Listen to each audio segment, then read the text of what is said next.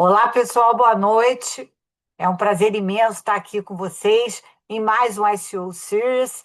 Nesta temporada, que é uma temporada longa, uma temporada de histórias de carreira, onde a gente vai poder se inspirar em histórias diferentes, com trajetórias diferentes. Para aqueles que não me conhecem, eu sou Irene Azevedo. Eu hoje estou responsável pela prática de ICO na América Latina. Já já eu explico o que é a prática de ICO. É, que é uma prática da LHH. A LHH, eu poderia dizer que é uma empresa de capital humano que está presente em todos os momentos da vida de uma organização e de um executivo. Por quê? Porque ela faz desde recrutamento de executivos, desenvolvimento de liderança, com desenvolvimento de liderança, com soluções de assessment e de coaching. A gente tem uma academia de IA, porque a gente entende que o letramento digital é importante, né? E a gente faz transição de carreira, desde o chão de fábrica até o C-Level, com soluções diferentes e consultores diferentes de acordo com cada público. Por último, e não menos importante, a gente tem uma área de advisory service que faz desde framework de liderança, desenho organizacional, gestão da mudança e cultura. Então, o ICO está dedicado ao C-Level, fazendo. Quando esses executivos têm saídas planejadas ou não, a gente tem uma consultoria estratégica para eles, para atendê-los. E quando eles estão dentro da organização, passando por algumas situações que hoje são muito comuns, fusões, aquisição, planejamento de sucessão, a gente tem o ICO Mentoria. Bom, hoje é um prazer imenso estar aqui com Laura e Virgínia. Eu vou pedir que, inicialmente, elas se apresentem com ela, com cargo, e fale um pouco dos negócios, para depois, então, a gente poder entrar na história de carreiras, que é o objetivo dessa nossa live. E você que está aqui, por favor, fique à vontade de fazer perguntas pelo chat, que eu, na medida do possível, incluo essas perguntas. Muito bem. Quem quer começar? Laura, fica à vontade. Se você quiser começar. Posso começar. Estava dando aqui a preferência para você, mas não tem problema. Boa noite a todos. Eu sou a Laura Vidimontas, é um prazer estar aqui com vocês. Recebi esse convite da Irene, enfim, com muita honra, muito orgulho. Eu sou diretora de recursos humanos da Allianz Seguros, que é uma seguradora tradicional, uma multinacional de origem alemã. Nós estamos no Brasil há mais de 120 anos, somos um pouco mais de 2.000 colaboradores e trabalhamos todos os produtos aí enfocados, né, em pessoa física, e também produtos para a pessoa jurídica. Então, enfim, uma abrangência aí de produtos e serviços, distribuímos, né, os nossos produtos através dos nossos parceiros corretores, são mais de 30.000 espalhados aí pelo Brasil inteiro. É um prazer estar aqui com vocês novamente. Obrigada, Laura. Virgínia.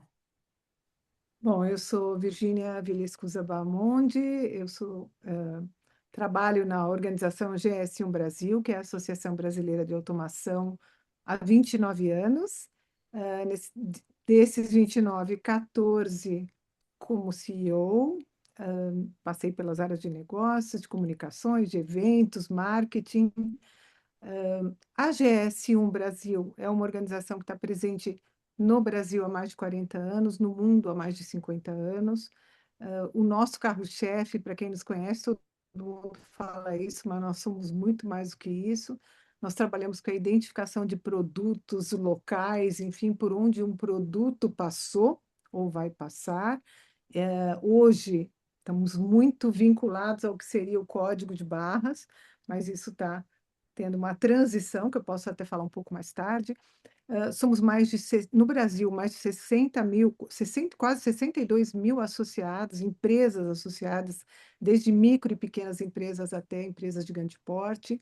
Estamos em mais de 70 segmentos da economia, somos responsáveis por 37% do PIB e 14% dos empregos formais nesse quadro de associados. E, assim, é um orgulho muito grande eu estar na GS1 há tantos anos e passar por tantos momentos diferentes da organização. Também quero agradecer a Irene pelo convite para fazer parte aqui desse webinar junto com a Laura. E estou muito feliz e poder compartilhar um pouco da minha história aqui, dos meus aprendizados.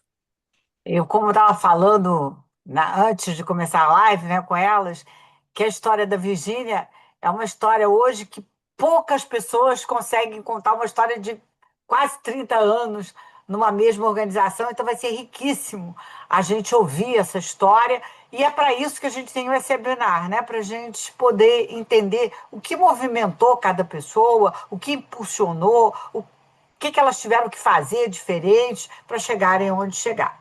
Então, para começar, eu vou pedir para que vocês então contem um pouco dessa história de vocês, para que quem está nos assistindo, né, a nossa audiência, possa se inspirar e realmente absorver essa experiência. Então, eu não sei quem quer começar primeiro, eu deixo, vocês fiquem à vontade, podem escolher, Laura ou Virgínia.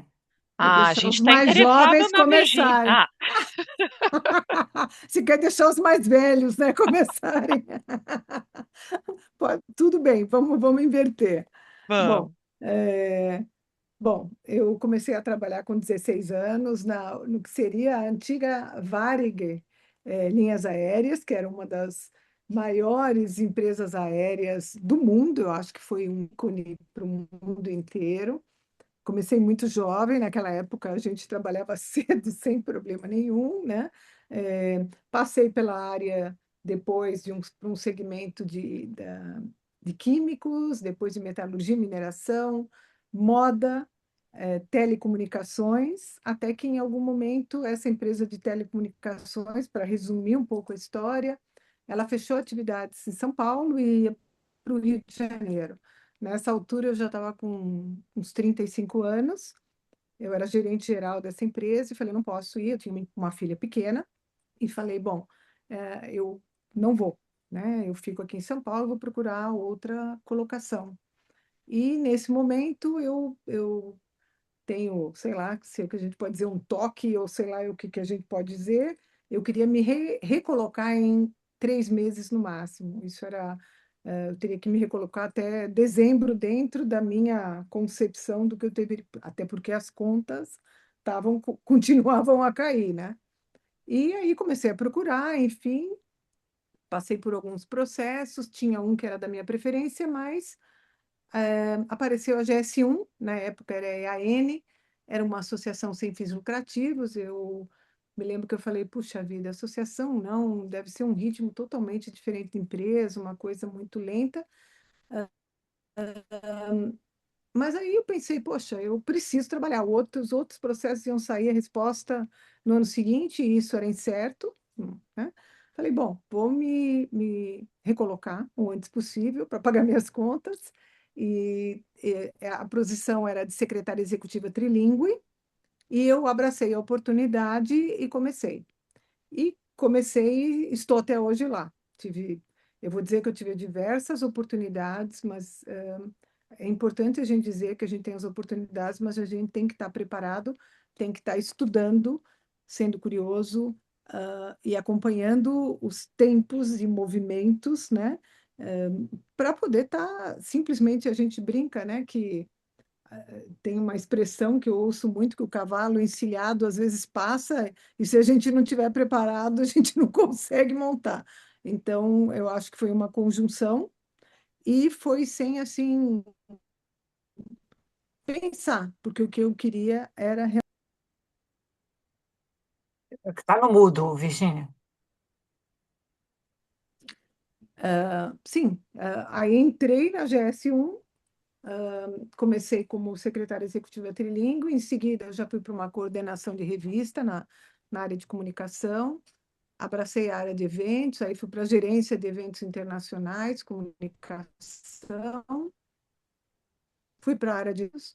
Resumindo, em um determinado momento eu era diretora da área de marketing e sustentabilidade, Em 2014, houve um processo seletivo interno. Já haviam passado, tinha um CEO que tinha ficado 11 anos, depois um outro que ficou 2 anos, e houve um processo interno e eu fui a selecionada para estar, com muito orgulho, e estou lá há 12 anos. Que bom, muito bom. Laura, querida, agora é sua vez. Bom, eu também estou aqui na turma da Virgínia, comecei cedo lá em casa, essa coisa de. A conversa ainda não era muito sobre carreira, era sobre trabalho, né? Então, com 15 anos eu já estava aí, fiz curso técnico, então logo cedo já fiz os primeiros estágios, mas eu diria que a minha primeira posição relevante que me levou, né, para a área de recursos humanos foi no extinto Banco HSBC. Eu entrei como assistente no HSBC. Na época, havia acabado de acontecer uma aquisição. O HSBC chegou no Brasil e comprou a operação de um banco local chamado Bamerindos. É, a matriz do Bamerindos era em Curitiba, que era a cidade onde eu vivia na ocasião. Pouquíssimas pessoas falavam inglês. Tinha muito gringo, muita gente, né, muito expatriado, como a gente chamava na época, dentro da operação do banco. Então, o skill principal naquele momento era menos conhecimento técnico, mais vontade de trabalhar e manjar um pouco de inglês. Então, foi por aí que eu comecei como assistente. E aí também, em linha com o que a Virgínia comentou, o cavalo encilhado passou algumas vezes na minha vida dentro do HSBC, onde eu trabalhei 17 anos. Fiz absolutamente tudo, de tudo um pouco em recursos humanos, todas as agendas, especialistas, generalistas, projetos, tecnologia, enfim, um pouquinho de cada coisa. Amei trabalhar lá, foi uma escola. Foi onde eu, enfim, aprendi muito do que eu sei hoje, eu diria. Trabalhei com profissionais incríveis, mentores maravilhosos, e diria que eu fiquei um pouco viúva quando a operação foi comprada pelo Bradesco. Um baita desafio, depois se vocês quiserem eu conto um pouquinho mais. E aí tive também meu tempo para estudar quem era esse banco que eu tinha comprado, como é que ia ser todo o processo de adaptação à cultura, etc. Fiquei no Bradesco por um ano, e depois de tanto tempo, mais ou menos no mesmo lugar, cheguei à conclusão que estava na hora de ouvir mercado, o mercado estava chamando muito, eles sabiam que, né, quem tinha sido comprado estava um pouquinho frágil, estava um pouco ali no compasso de espera. E aí acabei recebendo um convite para trabalhar num banco um pouco mais de nicho, né, muito focado em crédito para pessoa jurídica, que é o Banco Sofisa, um banco de middle. E foi um baita desafio, porque foi a primeira vez que eu recebi, de fato, um convite para ser a número 1 de RH de uma operação, né? Então, depois de ter feito praticamente um pouco de tudo, eu resolvi me desafiar, topar o convite e ver se era para mim mesmo, né? Eu sempre pensei que essa ia ser minha ambição e chegou a hora, eu fui. Fiquei por 6 meses no Banco Sofisa, que é um banco local, né? Um banco brasileiro. E aí acabei, nesse meio tempo, recebendo um convite de um ex-cliente meu, da época do Bradesco, do HSBC, em quem eu confiava muito, me oferecendo a posição de diretora de RH na joint venture entre a seguradora Zurich e o Banco Santander.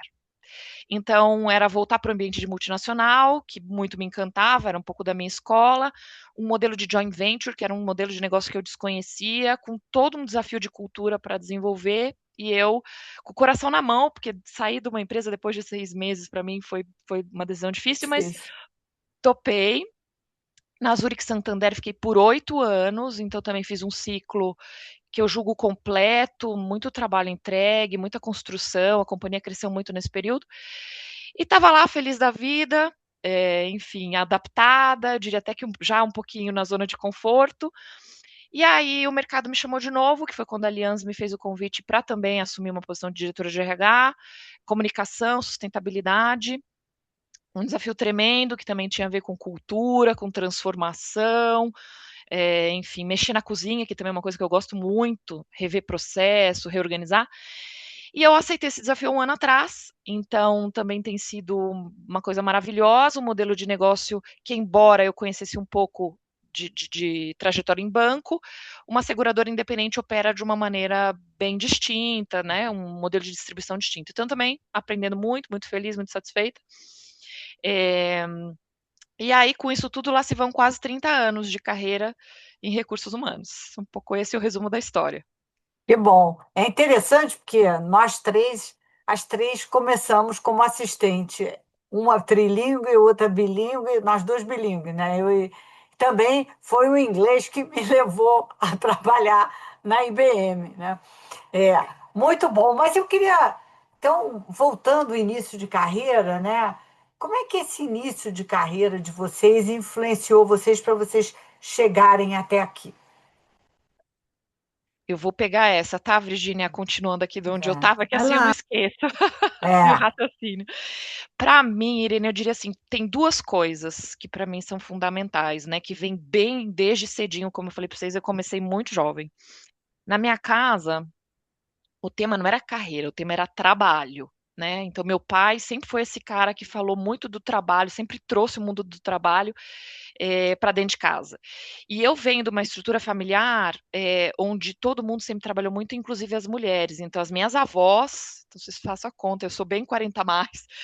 Minhas avós, nos seus momentos, trabalharam fora, empreenderam. Minha mãe também sempre trabalhou fora. Então, essa referência de trabalho era muito forte para mim. E o que, que era trabalho? Era contribuir para a sociedade, gerar valor, né? Com algum esforço e ser independente, começar a ganhar dinheirinho para pagar as próprias contas. Então, o trabalho vem muito nesse invólucro assim para mim e depois quando eu entro no HSBC, que é como se um mundo novo descortinasse à minha frente, porque era um ambiente de multinacional. Quando eu entrei lá, eu tinha acabado de fazer 18 anos, eu era uma menina, estava entrando na faculdade e era aquela convivência, né, de uma operação recém-adquirida, um turbilhão de cultura, um monte de gente tentando se entender, um monte de gente insegura, um monte de gente narrando experiências de vida, de carreira belíssimas. Então foi ali que eu entendi que o mundo ia para além, né, dos meus horizontes e que o mundo do trabalho poderia se transformar no mundo de carreira, porque lá desde os anos 2000 já se fazia conversa de carreira, plano de desenvolvimento e por aí vai, coisas que a gente fala até hoje, né? Então, para mim foi isso, assim, foi olhar o mundo por uma ótica, começar a olhar o mundo por uma ótica de carreira e de cultura. Cultura e diversidade. Quando não estava um pouco fora do hype, a gente não falava sobre isso de um jeito estruturado. Eu diria que essas duas coisas para mim foram marcantes e me trouxeram e são presentes nas decisões que eu tomo, quando formo o time, quando estou envolvida em discussões mais profundas. Acho que estão muito enraizadas em mim. Que bom. Hoje a gente já faz os planejamentos de carreira de uma outra maneira, né? Onde a própria pessoa tem que ser responsável por esse planejamento da sua carreira. O mundo mudou, a gente tem que se ajustar, né, a essa mudança. Virgínia, querida, agora eu queria ouvir de você. Não, eu vejo muitas coisas em comum com a Laura, embora a Laura seja muito mais jovem, de uma outra geração, mas eu lembro sempre do meu pai falando, meu pai e minha mãe, né, que minha mãe morreu muito jovem, né, mas meu pai sempre falava, a primeira coisa que ele perguntava como é que está no trabalho, então era trabalho, não se falava em carreira, então para mim era importante, ele sempre falava, olha, estudar é importante, óbvio, e sempre foi, mas trabalhar é muito importante. Eu acho que para a gente valorizar é, muito aquilo que a gente ganha, o que a gente pode pagar, saber administrar aquilo que a gente tem de fato. E uma outra coisa que também muitos falavam na minha família era a questão do idioma. Meu pai falava muito, eu falava assim, é importante aprender idiomas para você poder se comunicar com o mundo, isso vai te facilitar muita coisa. É, é muito mais fácil você falar com culturas diferentes, né? E entender quando você não tem que falar e ter uma tradução ou intérprete no meio, né? Então, você vai aprendendo que as culturas são diferentes, que existem diferenças que você precisa administrar, e isso foi, para mim, foi sumamente importante na minha vida, não estou falando nem só na profissão. Então, assim, eu venho também de um tempo que se falava em trabalho e não carreira. Isso não quer dizer que eu não tenha estudado e não tenha, mesmo que eu não tenha programado uma carreira para a minha vida, de falar, não, eu quero sair dessa posição, passar para essa, isso nunca passou pela minha cabeça, tá? Mas eu sempre estudei, sempre fui curiosa, sempre me preparei, e acho que a gente tem que se preparar para situações que possam vir de oportunidades. Se não vierem, no mínimo, elas são importantes para a tua vida pessoal. Eu acho que ter conhecimentos gerais, qualquer curso, tudo na tua vida agrega quando você adquire algum tipo de conhecimento diferente. Então, isso, para mim, é regra. Eu digo às vezes que eu fui sempre uma estudante profissional. Eu estudo até hoje. Eu já passei de 60, vou fazer 65, e para mim, assim, eu acho que a gente não pode parar de ser curioso, de buscar conhecimento. Isso gera conversa, gera troca, te enobrece, né? Te enriquece como ser humano. Então, não se restringe só ao trabalho, ou uma carreira profissional, mas a você como ser humano e aquilo que você pode depois deixar de bons exemplos. Então, eu diria isso para a pergunta que você fez inicialmente. Tá bom. Que bom. E me diz uma coisa, agora é uma curiosidade, né? Teve algum fato na carreira de vocês que surpreendeu vocês? Se surpreendeu? Teve aprendizados? Como é que foi? Quer pegar, Virgínia, ou quer que eu emende? Vai, Só pra vai gente. lá, Laura, vai lá Vou- para a gente fazer um revezamento aqui, vai lá. Tá bom.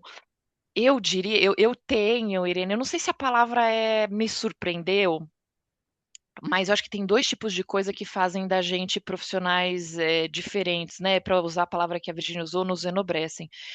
É, eu acho que é muito bom ser promovido, é muito bom encontrar oportunidade, ser chamado, ser convidado, né? Ser essa pessoa que tá, como fala, rampando, né? Como dizem. Mas para mim, uma demissão ou ser adquirido por alguém são experiências que nos tocam profundamente. Eu acho que assim, não vou dizer que isso é um conselho para todo mundo passar por isso, não, não é, mas eu acho que quando a gente passa, a gente se transforma muito.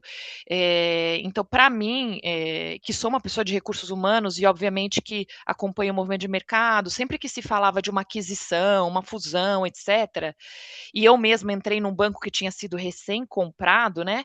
Eu tinha um olhar um pouco distante. Eu diria, eu era solidária, eu conseguia compreender, mas eu nem poderia dizer que eu era empática, eu tinha um olhar um pouco distante. Quando aconteceu comigo, eu passei a olhar as coisas de uma forma diferente. Então, é, é, por exemplo, você vê todo mundo um pouco inseguro, é um cenário de incerteza. Até o dia anterior, você podia ligar para qualquer pessoa e as pessoas te atendiam porque te conheciam. Na nova casa, ninguém sabe quem você é, a sua importância relativa diminui. Então, em primeiro lugar, você fica mais humilde, muito mais humilde, né?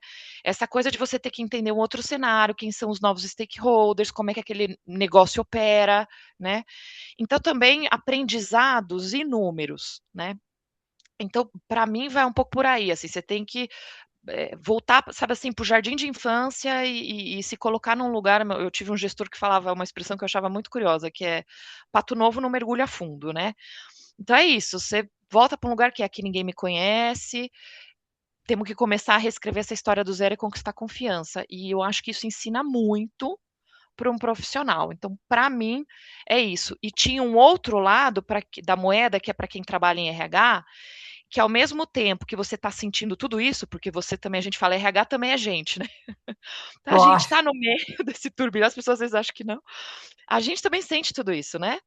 Mas a gente também tem o duplo chapéu, que é acolher os outros, ajudar os outros a encontrar oportunidades, se posicionar, se reconstruir, ao mesmo tempo que você tem que fazer isso com você mesmo. Então, para mim, isso me marcou muitíssimo, muitíssimo mesmo. Muito bom. Virgínia, Eu não diria que eu tenha um fato que você diga, marcou a sua experiência profissional. Eu acho que tudo marca, tudo você tem que absorver. Eu já pedi desligamento de empresas, já fui desligada de empresas, e tudo está muito em como você reage a isso, porque muitas nunca é fácil, nunca eu diria, confortável, é desagradável, muitas vezes quando você é desligado, mas você tem que optar em seguir. E se você se fortalecer nesse momento e dizer, não, eu vou para frente, eu vou aprender mais isso, eu quero me recolocar, eu tenho que.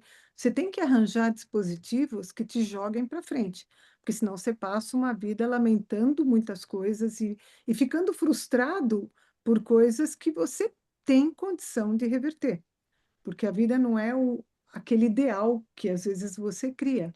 Existe a vida real, né? E a vida real é aquela que você vive. Então, é, tá, eu perdi o emprego, eu tive essa situação, como eu tive, né? Eu tinha uma posição, de repente, lá atrás eu falo, poxa, eu tenho que pagar minhas contas, tenho uma filha pequena, o que que eu vou fazer? Então, eu acho que a gente aprende o tempo todo. O dia que você achar que não aprende, é o momento de jogar a toalha, porque tem alguma coisa errada. Então, acho que você tem que aprender, superar certas situações, buscar dispositivos que te ajudem a sair, porque você pode simplesmente ficar frustrado e ficar lá lamentando que você era diretor numa determinada empresa, aí você virou uma posição que você acha menor. Não, espera um pouquinho. Se eu tenho tanto valor, ou se eu acho que eu tenho tanto valor, espera um pouquinho, eu começo lá e mostro o meu valor para ir galgando. Se isso não acontecer e você achar que você ainda é merecedor e ali não está acontecendo, eu tenho que ter vamos dizer, esse brilho de pegar minha pastinha por debaixo do braço e ir para outro lugar. Então, eu acho que parece muito simples, eu sei que não é, porque a cabeça também ajuda ou prejudica, mas a gente tem que criar esses dispositivos para ir em frente e se valorizar, saber se valorizar e galgar o teu. Eu não digo posições de hierarquia, eu digo posições que te façam feliz e te completem profissionalmente e pessoalmente. Isso que vocês falaram é muito importante. Me lembrei que eu também uma vez fui desligada, depois de 30 e poucos anos de carreira. Eu já tenho 54 anos de carreira, não é 54 anos de idade, não, 54 anos de carreira. Com 37 anos, eu tinha feito um movimento, porque eu queria sair da onde eu estava, por uma série de motivos, e eu aceitei fazer uma coisa que eu não queria fazer. Mas fui para poder fugir, porque também a gente tem compromisso, mas eu queria fugir de onde eu estava, né? Saí e fui para esse lugar. E aí aconteceu que não deu certo, né? Não tinha nada a ver com a história, eu não queria mais fazer aquilo. Foi, mas foi assim libertador no momento que eles conversaram comigo. Eu disse: vocês estão cobertos de razão. Quem tem que fazer alguma coisa pela minha carreira sou eu mesmo. E foi interessante porque a- na hora eu senti uma calma. E uma semana depois eu fui convidada para ir para o lugar que eu queria, fazer as coisas que eu queria. Então, e foi um aprendizado, né? Eu sempre conto para as pessoas, nunca queira fugir da situação e aceite qualquer coisa, porque provavelmente não vai dar certo, né? Então, eu acho que essas são coisas que a gente tem que compartilhar, né? E são aprendizados. E o fato de ter sido desligada hoje me ajuda muito a entender as pessoas quando elas estão passando por esse período de transição. Então, tudo na vida é um grande, como a Virginia falou, um grande aprendizado, né? E a gente tem que depois botar isso a serviço de todo mundo. Muito bom. Agora, outra curiosidade. A gente está vivendo um mundo bastante desafiador, né? Acho que o Brasil tem a chance de se sair melhor, porque nós estamos acostumados a grandes desafios, né? A gente é mais flexível, né, nesses desafios. Então, eu queria saber, assim, de vocês, o que que vocês acham, quais são as competências hoje que vocês acham que são essenciais para a gente conseguir navegar nesse cenário mais turbulento que hoje a gente vive. Ah, eu acho que essa é uma boa. Eu só acho que é um tema curioso, porque eu leio muito sobre isso, e eventualmente, se a gente vê essas listas publicadas, né? Sei lá, teve lá o Fórum Econômico Mundial, sai uma lista das novas habilidades do futuro e tal. Aí você compara com a lista do ano anterior, com a É. do ano anterior, e é o que você falou, isso não para de mudar, né? E eu gosto de pensar assim que a gente precisa ter alguns skills, eu vou comentar alguns que eu tenho valorizado muito, mas eu acho que até para os momentos que a gente tem vivido, é, é importante a gente ter valores muito sólidos. Porque eu acho que agora os skills, de tempos em tempos, a gente vai ver skills novos surgindo, habilidades que a gente tem que aprender, etc e tal, que não estavam no nosso radar, né? Há muitos anos atrás, ou agora há pouco tempo atrás, porque está mudando tudo muito rápido. Então, acho que o tema também de ter clareza de valores, sabe, muito sólidos, eu acho que é importante para a gente se posicionar bem. Mas falando de habilidades, tem algo que eu tenho assim, procurado prestar muita atenção, especialmente quando eu estou entrevistando as pessoas, né? Que é essa capacidade de criticar o que está vindo, sabe? Da gente proteger aqui um pouco do nosso cognitivo, porque o volume de informação está altíssimo, a gente é bombardeado por todos os lados. Agora, cada vez mais, a gente tem instrumentos, ferramentas, AI, etc., que trazem coisas num primeiro nível, eventualmente sem tanto filtro. Então, o que, que a gente faz com isso tudo para, no fim da linha, a gente poder gerar resultado, informação relevante para a tomada de decisão a favor do negócio, né? Falando aqui do nosso mundo corporativo. Então, o pensamento crítico, o checking das coisas, eu tenho valorizado muito, tenho perguntado muito sobre isso. Como é que você faz para filtrar isso tudo e converter essas informações em sustentação para decisão de negócio? Então, para mim isso tem sido muito importante. A outra coisa também é as nossas habilidades aqui digitais, né? Então, como é que eu minimamente trabalho aqui meu repertório para entender essas ferramentas e eu mesma gerar isso para mim, porque é muito fácil eu pedir para minha equipe, cria um agente para fazer tal coisa, me dá um prompt para tal coisa, eu acho isso o fim da picada.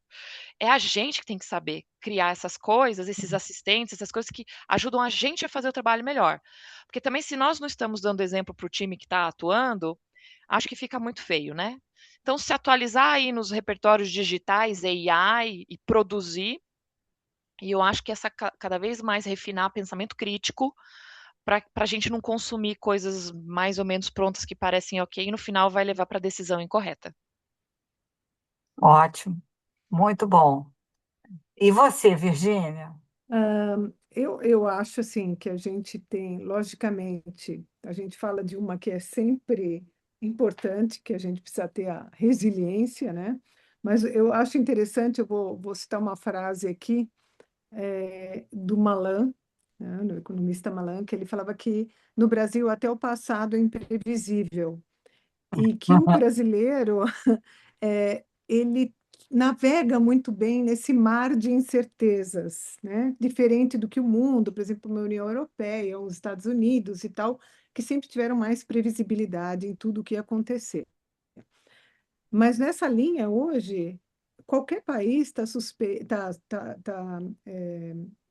vamos jeito. dizer, sujeito a um impacto geopolítico, porque isso virou algo que a gente precisa Verdade. estar muito antenado. Então, o ter conhecimentos gerais, estar antenado, e tomar cuidado de não ler coisas muito enviesadas, e aí eu acho que assim, a gente tem que ler um pouco de tudo e não com viés muito partidário, vamos dizer assim, é fundamental para a gente tomar melhores decisões. Ao mesmo tempo que a gente tem uma onda de deepfake, de desinformação, a gente também tem ferramentas que surgiram para a gente validar e autenticar aquele tipo de informação que você recebeu. É isso mesmo? E você tem que ter esse senso crítico, porque, até como a Laura falou, é muita informação, é muita informação. E você não pode aceitar a informação do jeito que ela vem. Você tem que checar. E você tem que ter a tua interpretação, tua análise, tua interpretação, e isso só você pode fazer. E gerar esse exemplo para que outras pessoas também não aceitem aquela informação do jeito que ela veio e repassem. Isso é fundamental, porque senão a gente vai ser engolido. Quer dizer, a gente tem tanto dado, tem a inteligência artificial, que do jeito que vem a informação, se você repassa, espera um pouquinho, é isso mesmo?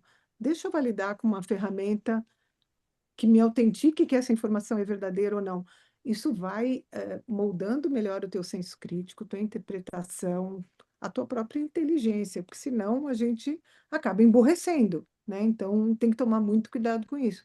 Então acho que é um momento que é uma, vamos dizer, estamos inundados com informação que a gente precisa de fato checar, e quem tiver uma melhor análise e interpretação, eu acho que tem um skill muito forte, muito apropriado para várias, vamos dizer, posições.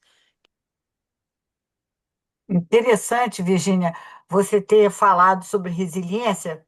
Eu, no outro dia, vi um webinar com uma cientista ucraniana, né?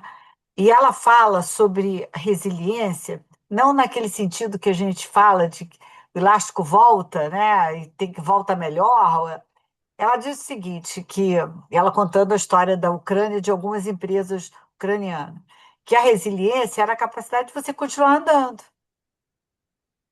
continua andando. E assim, algumas empresas é, ucranianas, você vai gostar disso, Laura, é, elas tiveram sucesso, por quê? Porque elas se voltaram para as pessoas. Então, estas empresas ucranianas que deram suporte, cuidaram das pessoas de uma forma diferente, porque estão no meio de uma guerra, né? Então, assim, são as empresas que conseguiram, que estão conseguindo sobreviver a todo esse turbilhão que eles estão vivendo. Então, fiquei muito feliz porque recursos humanos, né, volta a é estratégico se você cuidar das pessoas no momento de guerra, onde as pessoas realmente estão traumatizadas. Então, vocês duas me deram dois inputs para eu poder falar sobre isso. Quando você. Mais uma pergunta, Laura. Isso não estava no script, mas como você falou sobre os valores, que eu acho também que os valores têm que ser sólidos, é, como é que, da sua opinião, né, o que as pessoas têm que fazer em termos de seus valores sólidos e quando elas estão numa entrevista para uma organização? O que você acha que seriam perguntas para elas poderem se situar se isso está de acordo com o que elas acreditam ou valorizam, né? Ah, eu gosto. Bom, tudo que tem a ver com cultura, para mim, dá papo assim, ó, horas e horas, né? Mas eu tenho vivido uma experiência que eu acho que é bem interessante, é legal compartilhar, e eu acho que as pessoas podem usar isso quando estiverem de olho nas empresas por aí, buscando oportunidades, ou eventualmente respondendo a convites para entrevista, né? Que é um pouco ver se a narrativa da empresa combina com o que de fato acontece no dia a dia, né? Então, quando a gente tem a oportunidade de entrevistar quem está nos entrevistando, né, eu acho que é importante pedir para narrar um pouco. Então, deixa eu contar para vocês um exemplo prático para ficar bem claro onde eu quero falar, né?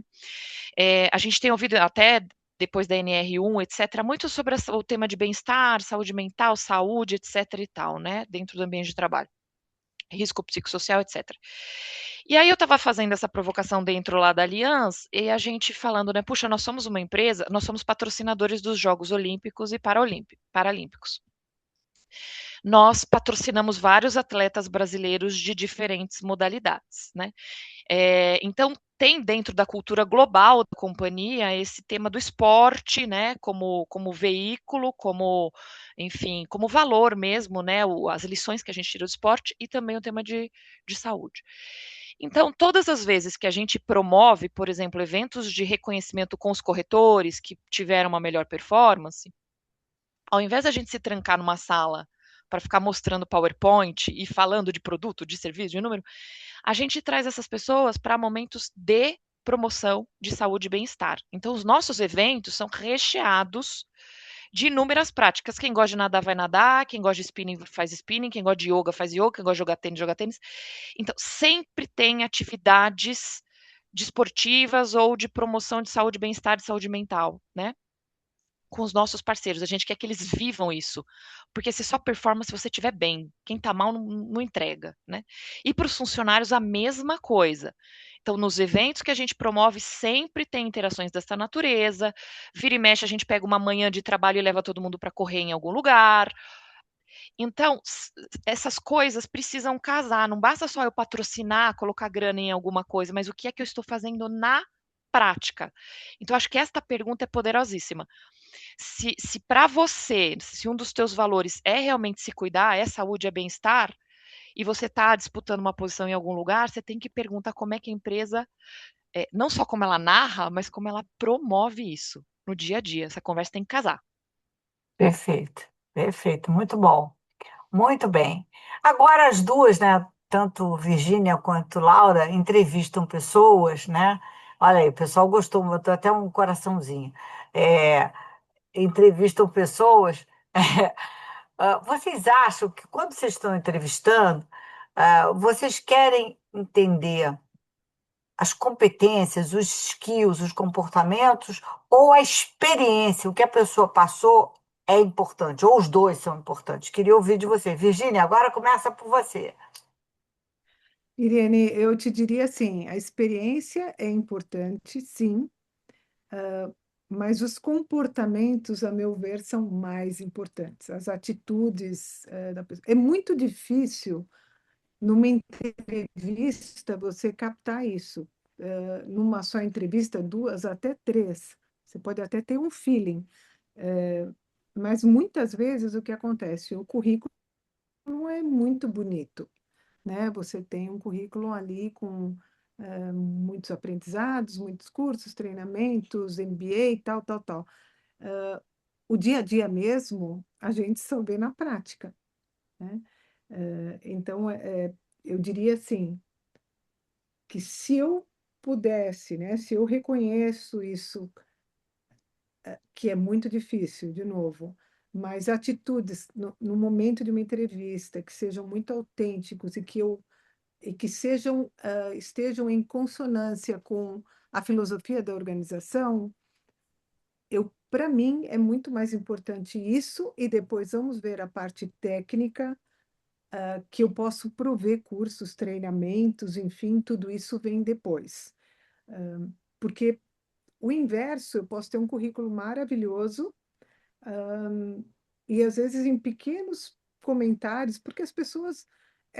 É muito difícil, né? As pessoas, logicamente, já estudam quem é a organização para quem elas vão fazer entrevista, vão ser muito transparentes, e às vezes existe uma pré-formatação dentro de uma entrevista, né? E eu acho que isso tem que ser um casamento entre a filosofia da organização e de quem está vindo, né? Os teus valores têm que estar ali casados, né? E tem que estar muito bem consolidados entre as duas partes. Simplesmente para você conseguir um emprego é complicado. Então, eu diria que é difícil você conseguir, às vezes, captar atitudes, comportamentos diferentes de currículo que você consegue ver ali. Então, é só o dia a dia, muitas vezes, que vai dizer, ou por uma resposta ou outra que você pode captar. Mas se eu pudesse, vamos dizer assim, se eu consigo captar alguma coisa, eu diria que eu prefiro pegar alguma pessoa que tenha atitudes e comportamentos muito mais alinhados à organização e depois eu mudar todo o treinamento e competência que precise em relação à parte técnica do que a parte de atitude, que é muito mais difícil você mudar. Perfeito. Ô, Laura, Irene, você me fez lembrar de um cliente que eu tive na vida, aquelas pessoas que nos marcam profundamente. conheço bem. Então, e ele, sempre que eu tinha uma posição, uma vaga na área dele, e eu ia tentar capturar alguma coisa de briefing para recrutar, eu perguntava o que que você precisa, e ele dizia o seguinte, desse jeito, atitude. Eu falava, maravilha, já entendi que mais? Atitude. Ok, eu já entendi que atitude é importante, mas que mais você precisa? Ele, eu não preciso de mais nada. Eu só preciso de atitude. Eu falei, vai te faltar alguma coisa. Eu vou te apresentar uns candidatos, depois você vai dizer que eu não fiz o serviço bem feito, né? E ele dava risada. Então, por que que eu tô narrando, né, essa anedota aqui? Porque eu tô no grupo também da Virgínia para variar. Acho que você chamou duas pessoas que pensam parecido. Basta. Eu gosto, obviamente, eu procuro observar o atitudinal desde o primeiro contato. Às vezes nem vi a pessoa, da maneira como ela responde o e-mail, eu já presto atenção no WhatsApp, tudo. Eu observo o tempo todo, eu já tô com o olhar treinado, né? Então, eu acho que isso é muito importante de atitude, a gente não abre mão. Agora, quando a gente fala, por exemplo, entre habilidades e experiência, eu acho que uma não caminha muito sem a outra. Então, quando eu vou olhar, por mais que a gente ache uma coisa meio old fashion nessa coisa de currículo, né? E a gente brinca que o papel aceita tudo, mas às vezes é por onde começa, é o teu, né? Por onde começa. E eu costumo ver a experiência não muito como a contagem do tempo, né? Essa coisa do quanto tempo ficou na função, no cargo, etc. Mas eu gosto de ver a experiência como um carimbo.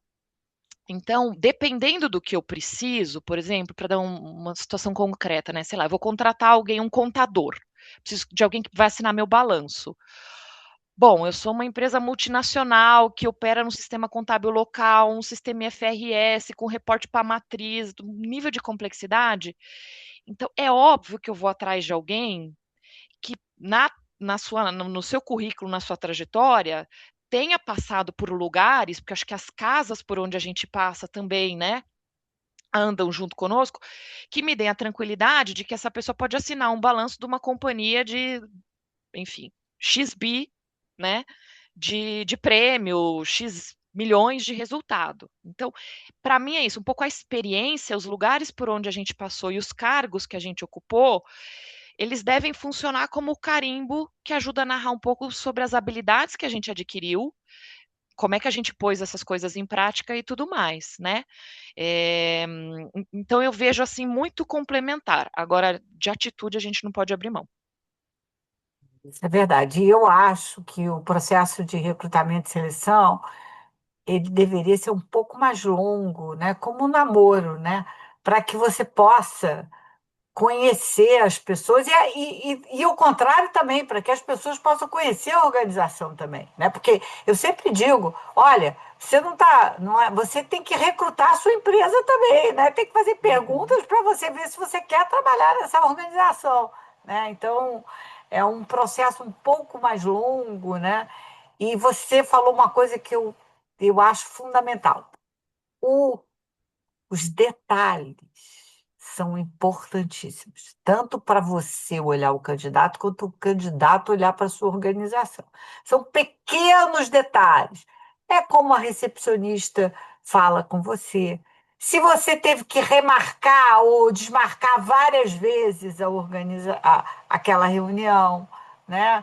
Como é que você é atendido pela pessoa? Se a pessoa presta atenção em você, né? Essas coisas são fundamentais para você, como candidato, também analisar a empresa que você está indo, né? Porque é isso aí, o diabo mora nos pequenos detalhes. Muito bom, muito bem. Agora, eu queria que vocês me dissessem um pouquinho sobre essa carreira internacional. Como é que vocês veem isso, né, de carreira internacional no currículo de uma pessoa e o que que isso pode representar para a evolução dessa pessoa ou não numa carreira? Ah, eu diria assim, bom, talvez a minha resposta seja um pouco enviesada, porque eu venho desse mundo, né, Mais de multinacional. muito multinacional. Então, obviamente que as pessoas com quem eu convivi, especialmente os jovens que ingressavam, desde programa de estágio até lá, você perguntava, mas por que você quer trabalhar aqui? Ah, porque um dia eu sonho em fazer uma carreira internacional, né? E eu acho isso bem interessante, porque isso acho que pode colocar um valor especial no seu currículo, nem tanto talvez pelo que você foi fazer no outro país, porque às vezes, né, não é só sobre isso, mas é sobre como você vai se adaptar a um contexto diferente, a cultura nem se fala, um jeito de operar distinto, a maneira como as pessoas se comunicam, enfim, regra, procedimento, e ao mercado é uma aventura quando você muda de país, né? Então, isso te torna mais resiliente, para usar uma competência que a Virgínia comentou, né? Então, com certeza, quando eu olho para um currículo, sem conhecer a pessoa, olho para o currículo de alguém que já teve uma experiência internacional, eu olho com curiosidade, com curiosidade intelectual mesmo, de falar, o que será que essa pessoa viveu? Como é que será que ela se adaptou? E se ela tiver família, então, aí eu já põe mais umas estrelinhas. Porque, né, levar filho, adaptar a escola, carreira da parceira ou do parceiro. Então, isso torna você alguém mais resiliente, adaptável, preparado, né? E, e para fechar meu comentário ainda em carreira internacional, para quem interesse, eu gosto muito de fazer essa pergunta, especialmente nas entrevistas, quando alguém me diz, ah, eu gostaria muito. Eu sempre falo, você sonha com uma carreira internacional ou você tem um plano de fazer uma carreira internacional. Porque tem muita gente que sonha, porque acha bonito, imagina, viver nos Estados Unidos, na Europa, na Ásia, sei lá o que, qual é o seu país de preferência, né? E acha aquilo tudo muito bonito, tem um romantismo por trás disso, que muitas vezes gera frustração. Já vi muita gente fechar a mala, voltar e falar, pelo amor de Deus, me arruma minha vaga de volta no meu país, porque a minha família está sofrendo, né? Agora, se você tem um plano, você estudou o que é isso, você conversou com um monte de gente que já viveu isso. Então você está com um repertório mais profundo para saber que não vai ser só flores, né? Então eu acho que a gente sempre tem que fazer esse paralelo. Eu sonho, né? Agora eu tenho um plano para me preparar para ir atrás dessa oportunidade, né? E na Aliança a gente faz um pouco essa medida porque para nós quanto mais gente circular ao redor do mundo melhor. Então a gente tem um indicador que a gente chama 2 out of 3, né? 2 de 3. Então o que que é esse 2 de 3? Se você já teve uma experiência numa função diferente da sua, numa área de negócio diferente da sua original, e também foi para um outro país, você tem o 3 de 3, né? E a gente sempre procura nas pessoas pelo menos o 2 de 3. Ter navegado numa função distinta, né? Ter operado num outro país ou numa outra vertical, numa outra estrutura da organização. Porque isso dá para a gente essa coisa da robustez, da resiliência. Você tem planos de uma carreira internacional, Laura? É só uma curiosidade. Eu me pergunto todos os dias. Eu acho, vou ser honesta, hein? Eu sei que está sendo gravado, vocês não mandam para o meu chefe. Eu acho que eu tenho mais sonho do que plano. Mais sonho do Ah, que plano. muito bem. Depois eu faço um comentário, mas eu quero ouvir a Virgínia.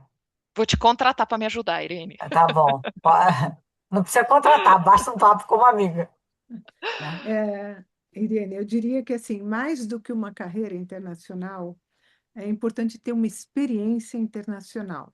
Em qualquer nível, eu diria assim, é, a hora que você, mesmo jovem, você sai do teu país e vai para qualquer outro lugar, é, você aprende a ter uma autonomia diferente, a estar longe da tua família, você tem que fazer as coisas por você, você tem que cozinhar, você tem que se virar, seja lá em que função você estiver. Então, isso é fundamental, além de aprender a cultura local. Que dirá, então, para uma carreira internacional? Acho que a Laura colocou muito bem, a gente não é só um sonho, a gente tem que fazer um planejamento. Então, eu tenho que conhecer, é diferente de você ir para China, Índia, Estados Unidos, Alemanha, você tem que entender muito aprender um pouco dessa cultura, entender como que você vai se encaixar ali e como é que você vai agregar valor. Na GS1, a gente tem uma coisa muito bacana, que como a gente está em 150 países, a gente tem muitos conselhos. Então, eu mesma participo de um Advisory Council, onde estão as 20 maiores GS1s, um Internal Compliance Committee, onde tem 6 GS1s do mundo. Então, você aprende muito, essa parte do multiculturalismo é fundamental, porque as pessoas são diferentes, as culturas são muito diferentes. E não dá para você dizer assim, ai, puxa vida, que lentidão daquela pessoa para resolver alguma coisa ou para dar uma resposta. Não, espera um pouquinho, vai aprender um pouquinho da cultura desse país. É diferente, não é errado, não é certo. Da mesma forma que eles olham para a gente com outras coisas. O latino meio que floreia na hora de falar. Então, tudo isso é importante, né? Então, assim, você não pode pensar numa carreira sem estudar tudo isso, sem analisar um pouco mais. Não é uma. É mais na linha do que a própria Laura falou, é um planejamento e não uma aventura. Então, mas assim, sem pensar em carreira primeiro, eu acho que a experiência internacional para qualquer jovem, seja no intercâmbio, seja como for, é importante para você tá longe da tua família, daquele teu conforto, você está no desconforto, para aprender a se virar, para aprender um pouco da cultura daquele país, e isso vai te dando uma experiência diferente, até para pensar depois se é isso que de fato você quer, né? Então, seria É, mais ou menos o que eu penso nesse sentido. perfeito. Eu acho que essa experiência internacional, o intercâmbio, qualquer, é fundamental. Quanto essa carreira internacional, né, tem um, um porém. Hoje, não existem mais aqueles processos de assignment, como tinha antigamente. Que antigamente era uma beleza, né? Você Tapete vermelho. ia, funcionário, tudo pago, a família tinha escola, tudo pago. Era uma beleza, era muito fácil você fazer uma carreira internacional com assignment, né? E, teoricamente, o seu cargo estava pronto para você, se você quando voltasse em outro momento. Eu me lembro na IBM, tinha uma época, todo mundo fazia isso. Passava um ano, 2 anos lá fora, depois voltava. Era ótimo, né? Era uma beleza. Hoje não. Hoje, você tem que se desligar do país em que você está. Você tem que ser admitido lá fora, entendeu? Então, este problema com a família, ele se torna, e vocês colocaram isso muito bem, a família, ela tem que ser parte disso, porque eu já vi muitos processos de assignment darem errado, de assignment não, de transferência de carreira internacional, porque chegaram lá e a família não se adaptou. Uhum. A família não se adaptou, tem que ser muito conversado. Quando você vai mais jovem, que você vai sozinho, é mais fácil, né? Porque é só você.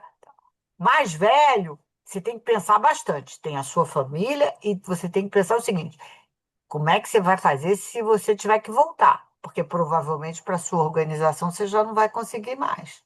Então, este é um processo que eu diria o seguinte: quanto mais novo você estiver, ele faz mais sentido se alguma coisa der errado. Lógico que tudo é possível, você pode fazer, ninguém está recomendando não fazer, mas tem que tomar mais cuidado se você é mais velho, né? Porque a volta, se você quiser voltar, ela pode ser um pouco mais complicada, né? É só nesse sentido, eu também acho que as experiências. Eu fiz intercâmbio, eu já fiz há muitos anos atrás, né? Fiz com 18 anos, imagina, eu já tenho 76. É, e foi a melhor coisa que eu fiz na vida, né? Eu acredito que foi espetacular. Muito bem, gente, a gente está chegando aqui ao final. Foi rápido, né? É um papo rápido, mas a gente vai continuar depois no almoço, né? Para a gente poder continuar. Eu queria, então, como final, que vocês dessem um conselho para as pessoas. Quem já está na carreira há muito tempo, mas para quem já está começando também, tá?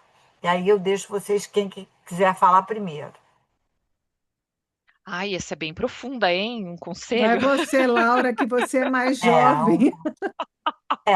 dizem que o conselho, se fosse bom, a gente não dava, né? Cobrava. Ai, gente, ó, pro jovem, então eu vou fazer assim, uma fala para os jovens, uma fala para os menos jovens. Isso. Para os jovens é o seguinte, mentoria reversa, gente, vocês ajudem a gente a ajeitar a linguagem, o jeito de ver o mundo, o jeito de atender cliente, sabe? Eu acho que a gente pode se beneficiar muito aí de uma oxigenada, então eu gosto muito de estabelecer essas parcerias. Para os jovens, eles não tenham receio, sabe, de oferecer o que vocês têm de melhor para ajudar quem já está experiente há mais tempo, né? E para quem está aí já enfim, em campo há mais tempo, eu acho que a gente está num momento assim muito importante de pensar nas humanidades, né? Então, no mundo que agora está estimando impactos de IA e pensando em tudo que pode fazer, em tudo que pode eliminar de tempo, enfim, do que for, de burocracia, etc., né? Eu acho que é importante, mas a gente não pode esquecer de que no fim do dia a gente é humano e a gente precisa se conectar, né. Eu acho que isso não pode ficar fora do radar, a gente tem que tomar cuidado com esse risco de daqui a pouco tá tudo, enfim, né, automatizado por aí e a gente não gerar mais oportunidade como essa que a gente está tendo aqui, gente, eu não faria isso com robôs. Virgínia.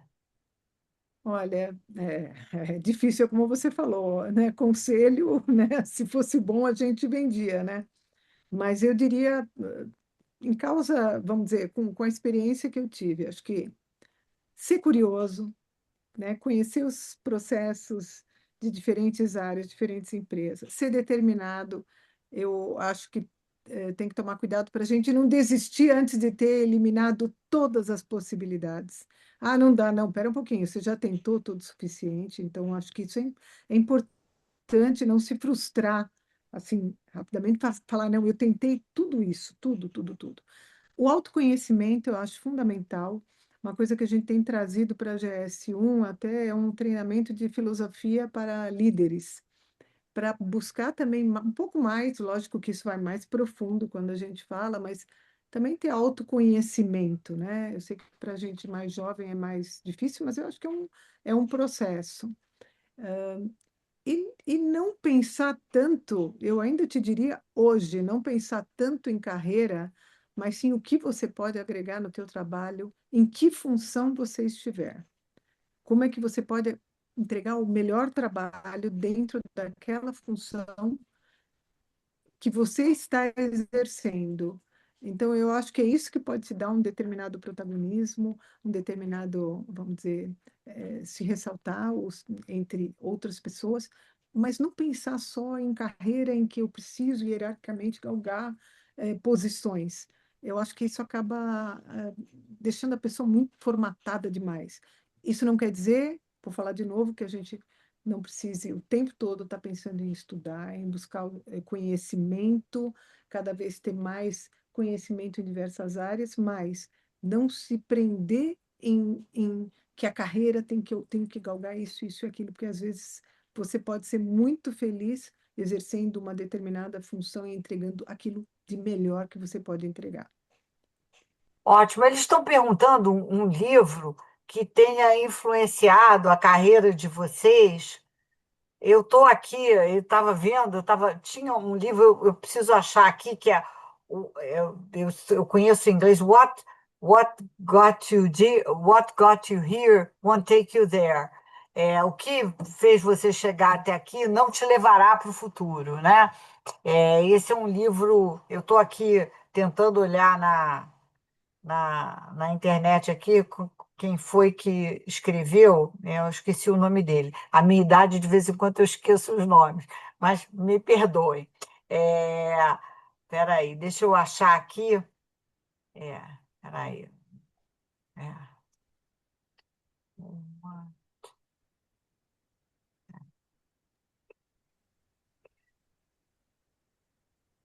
Ó, o A Everson Laura, ajudou, ele pôs lá no Ajudou? chat, eu pus o meu também. Isso mesmo, isso mesmo. Ótimo, muito olha, bem. eu não vou colocar aí, mas porque eu não lembro o autor, mas eu diria assim, eu estou lendo um livro agora, é, que é Meditações de Marcos Aurelius, tá? Hum. Da editora Faro. Sensacional, é, profundo, assim, importante de ler. Eu estou adorando, é a primeira vez que eu leio, e até vindo desse curso que a gente está fazendo e está passando para todos os gestores da organização, eu acho uma leitura interessante. Independente Muito das que bem. vocês colocaram, que eu acho também super interessantes do Taleb, enfim, mais uma que foi colocada aí, mas meditações, eu acho que é bem, bem bacana. Ô, Ótimo. Virgínia, depois eu vou querer saber que curso é esse aí que você está Ah, promovendo. com Quero certeza copiar. eu te passo. Tá bom, te passo. E isso é importantíssimo porque a meditação ela te leva para um outro lugar, né? É, e você pode fazer meditação ativa e pode exercitar a sua capacidade de imaginar. E isso fica a minha mensagem para o final, né? Tanto quem é jovem quanto para quem é mais experiente, né? Nunca deixem de sonhar. Sempre se imaginem no futuro e caminhem para esse futuro. Porque na vida, a gente realmente não tem onde chegar, a gente só tem que caminhar. Então, não deixem de sonhar, gente, porque tanto os mais experientes como os mais jovens estão perdendo a capacidade de sonhar, tá bom? Então, eu desejo a todos uma excelente noite. Foi um prazer imenso estar aqui com vocês. Laura, Virgínia, foi excelente. E a gente vai continuar esse bate-papo em outro lugar, né? Não, que não pode parar, né? Tá bom? Vamos sim. Ó, Obrigada. um beijo grande e muito boa noite para vocês que estão aqui. Muito obrigada pela audiência, tá? Um grande abraço, tá? Tchau, Obrigada, pessoal. tchau. Boa De noite. nada. Tchau, Tchau, boa tchau. Obrigada. noite.